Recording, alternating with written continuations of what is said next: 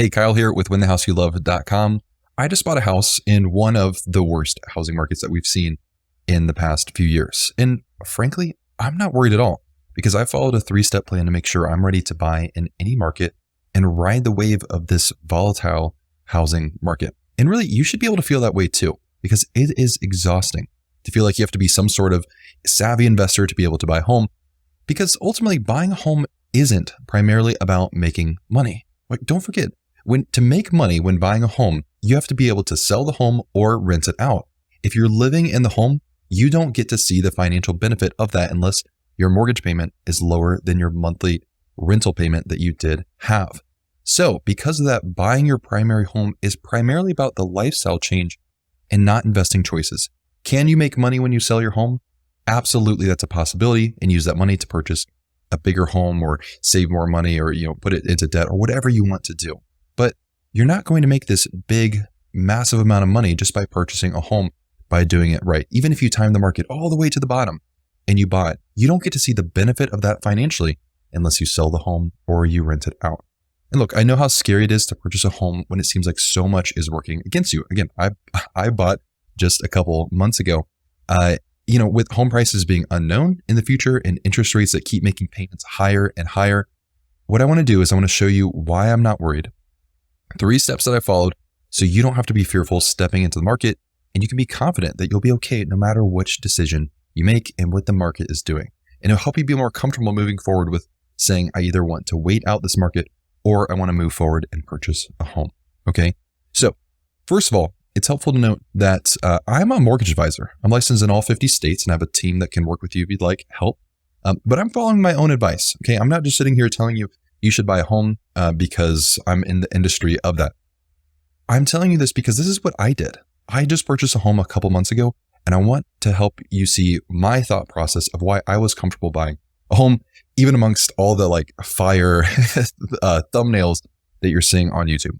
So what's been happening is, first of all, home prices have increased a ton. We've been seeing home appreciation hovering around 10 to 15% per year over the past couple of years. And a lot of people have then raised fears about home values coming down in the future. Ultimately, nobody knows what will happen in the future, but it's a valid concern to have. And then interest rates are double what they were just a couple years ago, which obviously increases your monthly payment, making homes more and more unaffordable as home prices increase and the interest rate increases as well. So here's why I still buy. Number one is just to get out of renting. I was renting and the place that I had was nice, but I wanted something that was a little bit bigger.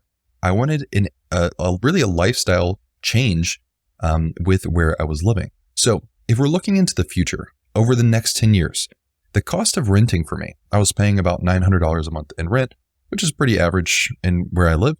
I would have been paying over the next 10 years, $123,810. Now, obviously, probably wouldn't have been renting for the next 10 years. This is just to illustrate the cost difference here.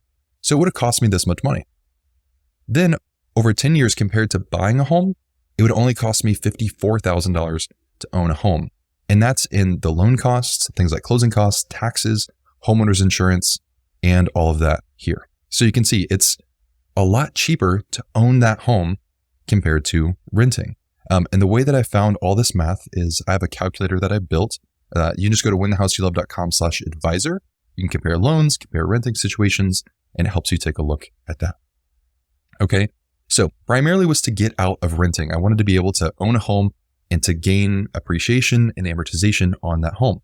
Also, I made a huge lifestyle improvement in a home that I enjoy. I wanted space, well, just more space than I had because I was in a very tiny apartment. I wanted more space. I wanted to be able to bring my office to my house, which is where it is now.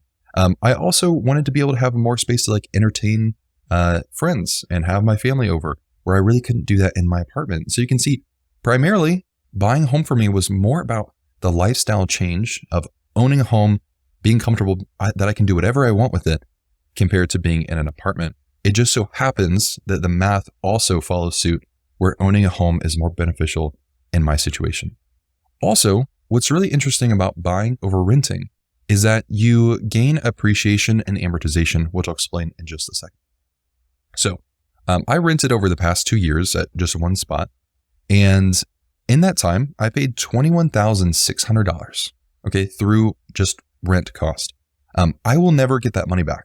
I'll never see the benefit of that money, which is okay. Like renting is not this terrible thing, absolutely, because it helped me do two main things. And this likely, your renting might help you do a lot of really great things to set you up in the future.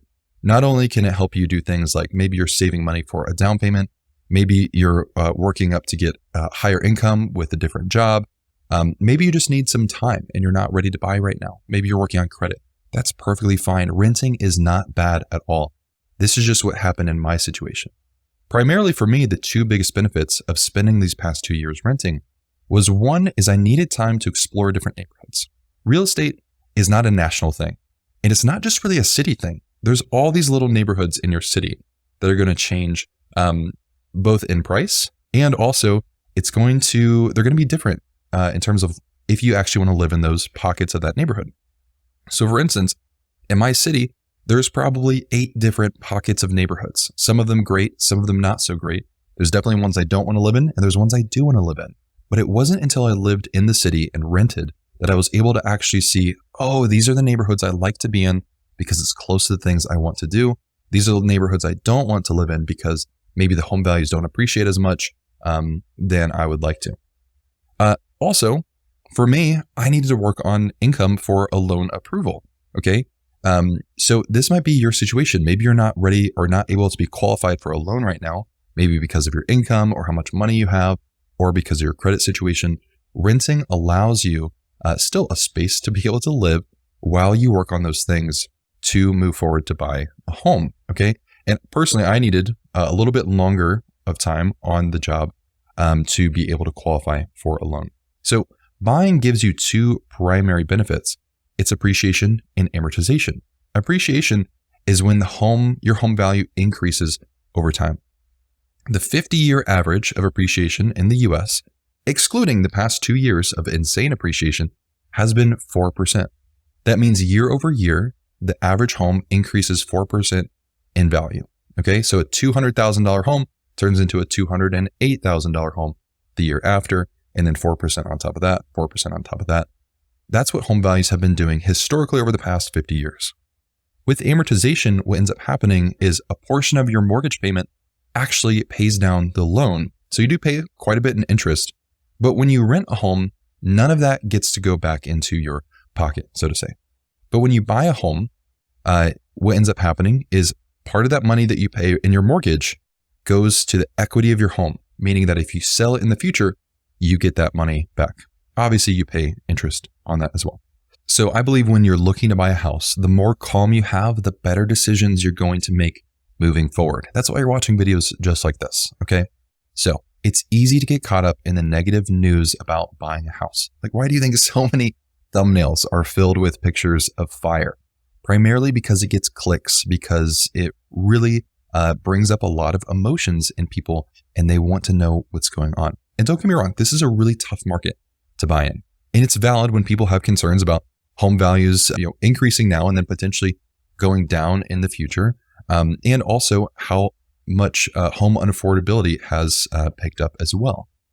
And if you're not ready to buy right now, you absolutely should not buy a house in this market. But it's so easy to get wrapped up in feeling like there's one absolutely right decision that you have to make. And if you don't make it, all of a sudden you're doomed to financial ruin. And that's just absolutely not true. Our brains work like this for some reason out of this way to try to protect us, but it really just creates a ton of anxiety and makes us feel unsure. And there's not one correct decision that you can make in this moment. If it feels right based on your research to wait, then wait. If it feels right to move forward based on your research, then move forward. Trust your gut after you do your own research and remind yourself that nobody knows what's going to happen in the future. As much as people want to try to predict it and show you charts, nobody knows what's going to happen. And since no one knows the future, it's impossible for there to be one right answer for you in this specific moment. So then that leads us to home prices and home price worries that you may have about buying a home, because a lot of people are talking about, what if you buy a home and then all of a sudden the value drops? Well, really, that's not an issue unless you're looking to sell your home. It's the same thing with stocks, okay? If you bought a stock right now in a company and the value drops, it's not an issue unless you sell. You don't lose the money until you sell. If you keep holding and the value of the stock goes back up, you didn't lose any money, okay? I'm not afraid of home values declining. Okay. If there is this big home crash that happens, I'm not going to lose sleep over it because I'm not selling anytime soon and I'm comfortable with my mortgage payment. So I'll show you the steps I've taken, what I feel like makes me confident in buying a house here in just a minute. So I'm not afraid of home prices declining. And in fact, my home value based on comparable homes in my neighborhood, since I bought 3 months ago, has already gone up 3.3%. This is the appreciation that I was talking about. Now, obviously, this is a very short time horizon, but it's really interesting to see because I put 10% down on the home that I live in. And so that's a 33% cash on cash return already in just a couple months. All right. Also, national averages do not always apply to your market. When we talk about real estate, primarily what we're hearing is a lot of national data all squeezed together like this blanket that's supposed to apply to everybody. That's not the case because there are huge markets like you have Nashville and San Francisco and all of these big markets that are having lots of fluctuation. They have lots of growth and then also some contraction as well. Well, that just doesn't apply to a lot of people in the US, but you're getting advice about these huge markets and assuming that they apply to these smaller markets. And real estate is so hyper specific on local markets.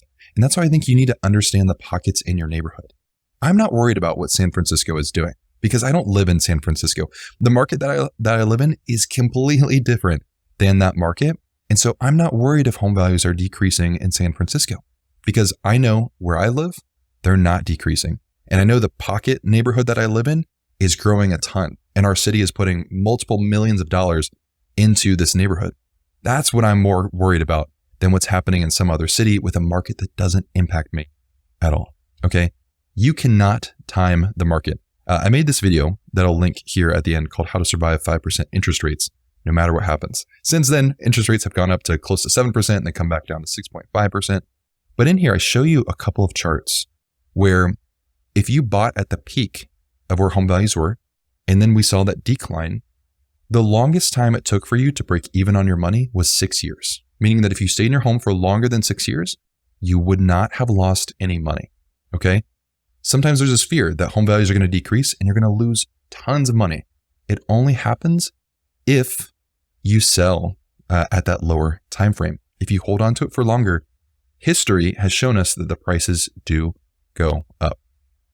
Okay. So here are the 3 rules that I follow. I would suggest that you follow them, but ultimately trust your gut, trust your instincts and your own research as well. First, what I do is I get really clear on why I'm buying a home. For me, I wanted more space, I wanted more freedom, and I wanted the financial benefits that came with owning a home. Okay. For you, it may be different. Maybe your family is growing and you need more space. Maybe you're downsizing. Other people, they're looking to buy as an investment. None of these rules are going to apply for those people. If you're looking at buying a primary residence, a place that you're going to live in, this is what's likely going to work best for you. Okay. So for me, rule number 1 is it must be a comfortable payment. Okay. I cannot buy a house. For me personally, I will not buy a house that makes me feel stretched thin and that's going to be tough for me to afford that payment. Okay. There's tons of different rules on what you could afford. 30% of your net income is a good rule of thumb. Of course, some people are comfortable going higher. Some people want it to be a lot lower. It's ultimately going to depend on what you want. I do have a calculator called the Max Purchase Price Calculator.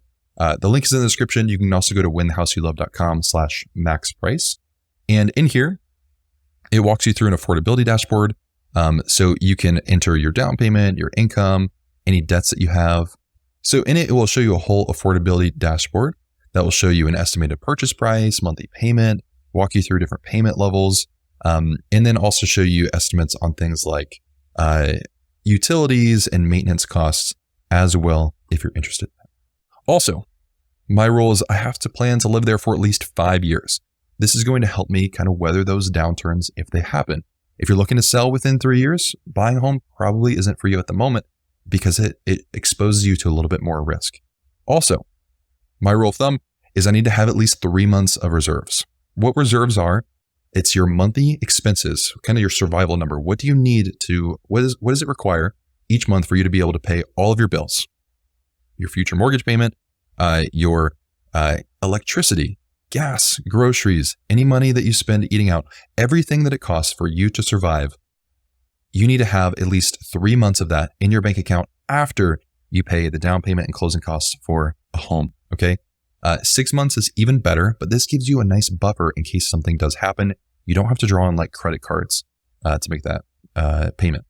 And then finally, write down a list of questions that you have. Take all of the worries that you have up here, all the questions that you have about how it works, write it down on paper. And then after that, I want you to reach out to us, talk to a mortgage advisor on our team. We'd love to know your story and figure out how we can help you move forward with this decision if it's something you want to do. Because what we want to do is make sure that you get a pre-approval so you're confident to be able to purchase a home and shop for homes and then be able to write an offer. And then also we want to show you all of your numbers up front, show you the loan options you qualify for, the max purchase price you can put an offer in for, your interest rate, your monthly payment, with all estimates like taxes and insurance, all of your closing costs. We want to make sure it's transparent up front so you feel confident moving forward. Okay.